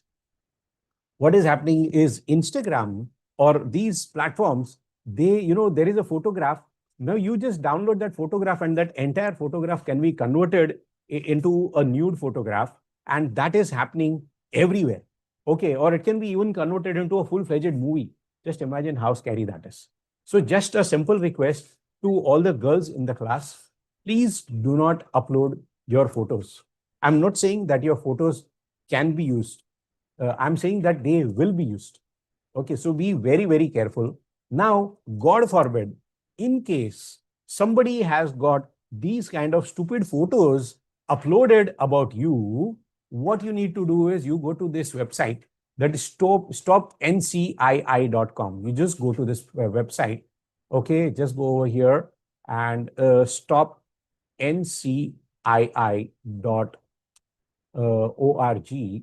And here you can just file a complaint saying that so and so kind of photographs of me or my family member or my friend has been uploaded. And then these photographs will be taken off from the social media platform. So I'm make sure that this is there. You can write down this name. This is very, very important. It is not important to you today, but when something like this happens to somebody who is close to you, that time this will become an extremely valuable tool for you. All right, let's see if there are, yes, deepfakes are also being used to spread for political talk and hatred. Yes, correct, Vikas. Yeah, they look so real. Hackers are likely to use our deepfake to ask and borrow money from friends. Absolutely. In fact, there was a recent scenario where the financial head of the company was sent a message from, or rather, there is a video call from the CEO of the company. So the CEO told this guy to send $40 million into so and so account. So the financial head never doubted. It's the CEO, it's the boss. So he sent the money. Next day, the boss came to the office saying that yesterday I was out of town. And why did you transfer so and so money? So this guy said, "Sir, boss, you only told me." Luckily, he had the video of the Zoom recording, and he showed it looks like the boss, it talks like the boss. This guy had no idea that it was a deep fake video not actually the boss. So this is how it is done. Okay, or it could be a video that is shown to your family. Okay, a video call of you asking your family, I'm in trouble. Please send 25,000 on this number right now. Okay, I will talk to you later. And you cut the phone. What will happen? Your mom will hesitate. Your dad will hesitate. Your family members, oh my God, something has happened to my child. He's asking for 25,000. We'll talk later. First, let us transfer the amount. And this is how it is done. If the digital avatar looks like you, talks like you, nobody can make out the difference. All right, one last thing that I would like to talk about before we take on the questions. Okay, let us talk about phishing. What is phishing and what kind of phishing frauds are possible? So, phishing is basically creating a website or creating, you can say, messages, social media messages that look original. You cannot make out the difference between the genuine and the fake. Let me give you some examples. So, guys, tell me, how can you make out whether this is a phishing attack, is it genuine or fake? Is it genuine or is it fake? Let me know. F for fake, G for genuine. Ah, very good. How did you know that? F for fake. How did you know that? Very good. The answer is it's not Google. It's not a G. It's an 1. It's not an L. It's a 1. Yes, very good. Devnath. Excellent. Devnand. Devnand. Yeah. Okay. Correct. So that's it. You have to be very careful. Now, this is a cybersecurity class, so you can easily make out, but in the real world, it becomes very, very difficult. All right. How about this one? This is genuine, right? This is genuine, no? Gmail.com. No, it's not gmail.com. It is gamil.com. Correct. Again, you can see that there is a deliberate spelling mistake. Very good. Now, how about this one? This is the correct one, no? Facebook.com. No, this is Facebook. This is okay. Yeah, 3 O's. Very good. It's not Facebook, it is Facebook. Yeah, triple O. Yes, you have to be very careful. Extra O. Excellent. Excellent. Yes. Now try this one. Which one? Yeah, Tanushree, you missed that. Okay. See, this is how hackers, fool you. Now, which one is the correct one? First one or the second one? Maybank2u.com, citibank.com. Which one is the correct one? The first one or the second one? You have to be so careful. Yes. What is the difference in the second one? The second one, you will see. Yes, correct. The A. This one is using the acrylic A instead of the actual A. This A is acrylic A. So this is the correct A, and this is the wrong way. This is the right one, and this is the wrong one. Yes. So the hyperlink is okay. The problem is with the A there. Okay, let's look at some more instances. Now, how about this one? ICICIbank.com. This is correct one, na? This is not ICICI Bank. This is lclclbank.com. Yes. So somebody has created lclclbank.com and you cannot make out the difference. So this is how, yeah, no, it is not, I is not capital, it is L. People don't see that there is no dot above that I. So in this one, in the internet, there is no capital letters. So that doesn't work, but lclclbank.com and people cannot make out the difference. It's so, yeah, so it's always in lower cases. Right. Now, sometimes you will get an email from your favorite bank saying that this is, you have, what, from tomorrow onwards, your bank account is going to be locked away, your bank account is going to expire, and you have to fill up this form. If you don't fill up this form in the next 24 hours, I'm sorry, we'll block your account.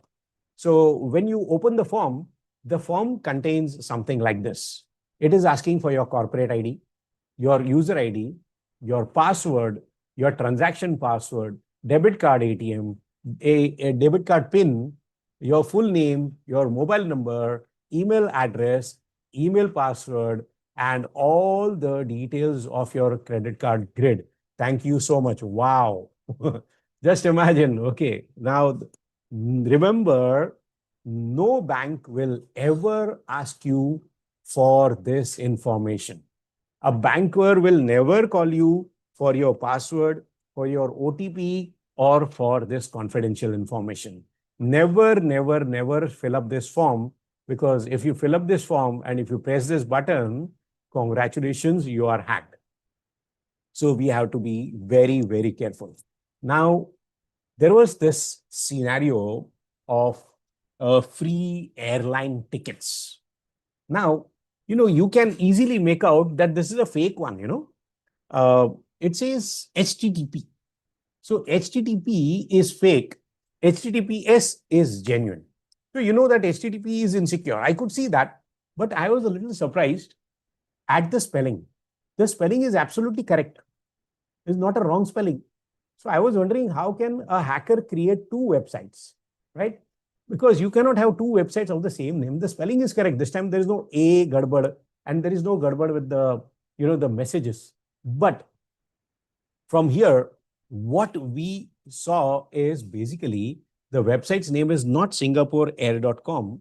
The name of the website is com-ticketsfree.win, and Singapore Air is only the subdomain. So this is how hacking is done. And you know what? Now, just one last thing that we talk about before I start taking your answers is, how do you spot a fake message? So let us say that you get, you can say, a message on your mobile phone, an SMS on your mobile phone. So you can just see, earlier there was no way to identify whether the messages are genuine or fake. But now the government has done a very nice initiative.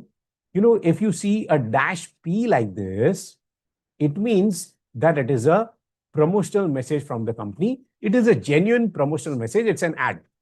Okay. If you see dash S, it means that this is a service message, that from your mobile bill is due or something, or your credit card account has got so and so balance. This is dash S, service message. Dash G means this is from the government. So tomorrow there will be a very heavy rain kind of a thing. That is the dash G. And then dash T is a transactional message. Transactional message means your bank account has received so and so money or something like that. So if you have dash P, dash S, dash G, or dash T, these are genuine messages. If none of these are there, then it is a message from the scammer. Okay, so I think we have just 10 minutes left of our session. So now let us see if we can take some of the questions. Preeti, if you can, feel free to read out some of those questions if you have any. Yes, sir. We have few questions.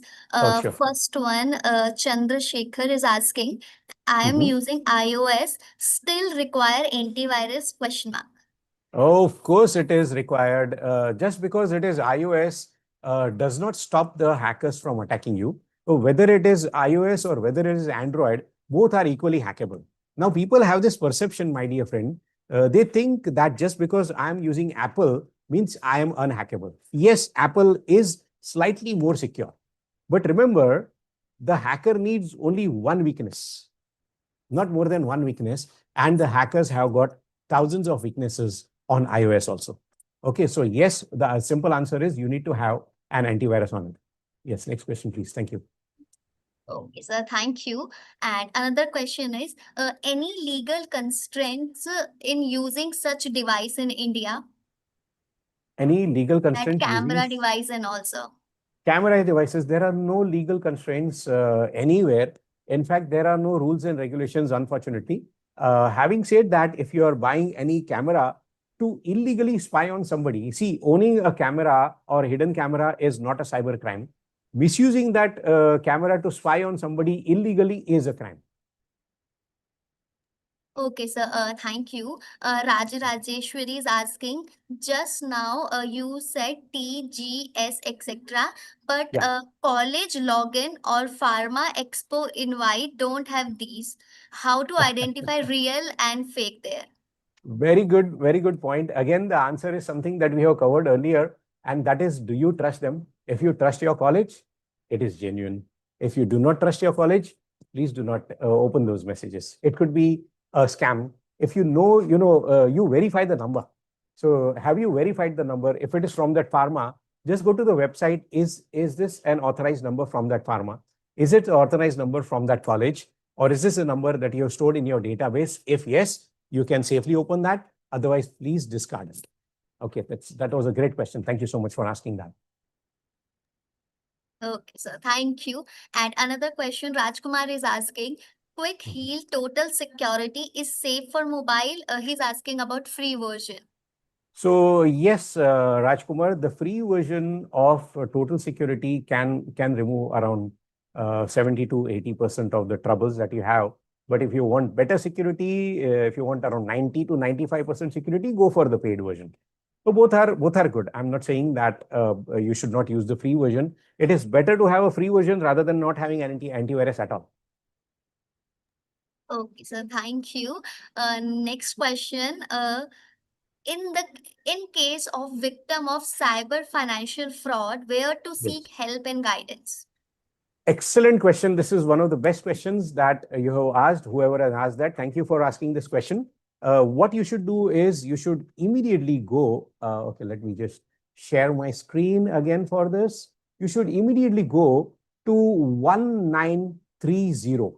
Okay, just go to your mobile phone and just type 1930. I think 1930 is the cybercrime portal.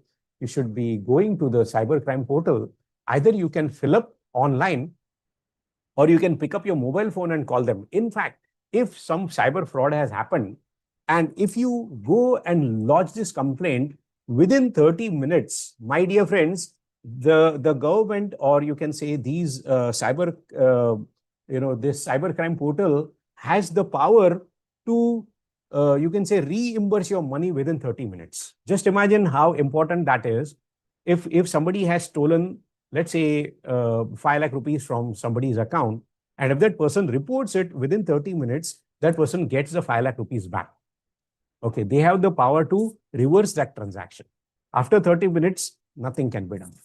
Okay, I hope I've answered the question. This was a very important question. Thank you for asking that. Yes, any other questions? Thank you. Next question is asked by Vethi. She's saying, thank you Mhm. for the session. Thank you very Antivirus much, Reddy. installation make slow on processor. Any Mhm. lightweight antivirus products suggestion, please? Okay, that's another good question. Actually, Vedi, right? Vedi has asked this question. So, Vedi, the simple answer here is that you should buy more RAM chips. Okay, I know your antiviruses slow down your computer. Buy a little more, RAM, but make sure that your system is protected. There are a lot of antiviruses. If you're using, interacting more or less with Indian clients, you can go for Quick Heal Total Security for India. That is a very good one. If you are doing it internationally, one is Norton and second is McAfee. But I am here to tell you that none of them are fast. Okay. So if it's a good antivirus, it will slow down your system. And if you're using just Windows Defender is not enough, my dear friends. So it's always a good idea for you to download. If nothing else, please go for a free version of an antivirus. But do not, for God's sake, come without an antivirus at all. Okay. Thank you for that lovely feedback, Baswaraj. Yeah. Any other Okay. questions? Thank you. So, sir, Mahendra is saying how to Hmm. live in this world after this session, that every photo on WhatsApp could be possible threat. We Yes. cannot enjoy life every day like we used to do. Okay. That is the bitter truth. Remember, I told you earlier before I started the session that my goal is to scare you. And a person who is scared of uploading their photo in the internet will be safe. You want, I have already shared the site with you. You just open that site and you will see the porn videos of anybody and everybody. Is that what you want for your sister? Is that what you want for your friend? Is that what you want for your mother, my dear friend? That is the question here. We are living in a digital world. There's nothing we can do about it. I know that we cannot live without this, But I'm here to tell you the darker side of this. And that is why we are having this cybersecurity class. We should be really, really grateful to Shine.com for arranging such a class so that all of us can become aware that things like this are happening. Yes, there is Narendra Gosavi who is asking for any courses. So does Shine.com have any courses for these people? In that case, please share those details, right? So I'll be glad to host some of those courses for them, right? Thank you Sure, so much. sure, sir. Yes, And okay. Mohammed Siddiqui want more training session with you. So we are Okay, that would be planning great. one more Hmm. session with sir for next month, hopefully. Okay, so Anytime, sure. Yes. yes, sir. InfiWip is asking, Google is also collecting data, but is part of daily life, like you are using Gmail. Right. What is the alternative? If there is no alternative, how to save ourselves? Very good question. Once again, so remember, as I told you, there is no free lunch. Google is giving you so much for free. What is the cost of one server? Hmm? Cost of one server is going to around 80 lakhs. Okay, the maintenance of that server, and we are not talking about one server. Google has got 2 lakh servers. So how will Google make money, my dear friend? By selling your data only. Hmm? So the solution is I'm using the paid version. I don't have only a free version. I'm also using the paid version. So I'm getting emails on Gmail also, and I'm also using the paid version of my email where I have got more genuine data over there. So all my you can say confidential files are not uploaded on Gmail, but they are uploaded elsewhere, right? So I hope that answers your question. If you pay for it, you get less chance of getting hacked. I'm not saying that zero chance, but less chance of getting. Okay. Yes, so thank you. Another question, if the money is not gone, but they Hmm. did attempt a fraud Hmm. impersonating Mumbai police, will the complaint get lost? Usually, the police are fed up of so many complaints. Believe me, because I work with the cybercrime cell, my dear friends. So, I get phone calls at 2:30 in the middle of the night. People like me, I sleep at 10:30. So just imagine they wake me up in the middle of the night. Sir, mere saath aisa ho gaya. Sir, mere saath waisa ho gaya. So you can just imagine that if I am getting so many phone calls, how many phone calls the cybercrime police must be getting. So they are completely pissed off. In fact, the reason why I'm conducting these classes is for that one reason only. Why are people falling for this trap? Because they have no idea. I have conducted so many workshops, especially for the senior citizens, because the senior citizens are the easiest targets. These people have a lot of money, unfortunately, and they have zero technical knowledge. So these hackers, for them, prime target. So the simple solution is become aware that something like this is there. The police cannot catch so many millions of criminals. Oh, the criminal is probably sitting there in Kazakhstan, or he's sitting there in Korea, South Korea, and my Mumbai police is not going to chase them there. You see the point, right? So it starts with awareness. You protect yourself. That is the first step. Okay, sir. Let's take a last question. Yes, thank you. Nitesh is asking, what about Tails OS? Okay, Tails OS is a fantastic operating system. The power of Tails OS is that it cannot be traced. So if you are a hacker and if you really want to stay secure or protect yourself, the Tails operating system is the best choice. Let me tell you, it is not very good for day-to-day usage. For that, we have to use Windows. But if you want to, you want total privacy or you want security, in that case, Tails operating system is a fantastic operating system. So thank you so much. And thank you, Preeti, for that lovely interaction. Thank you, everybody in the class, for that lovely interaction that you all have been having. Let's meet once again in the near future. Thank you so much, Preeti. Thank you very, very much, sir. We are really grateful for your time. Thank you so much for this insightful and engaging session. We truly appreciate like you take time and share your expertise with us. And a big shout out to everyone who have joined us today. We hope you enjoyed the session and took away some valuable insight. And if you would like to revisit the session, it like or with your friends or anyone, the full recording is now available on our YouTube channel. So until next time, stay curious, keep exploring, and never stop learning. Wishing you all happy very weekend. See you soon. Bye bye, sir. Thank you so Thank much, you. everybody. And thank you for the lovely feedback, all of you. Take care. Bye bye. Thank you. Good night. Thank you.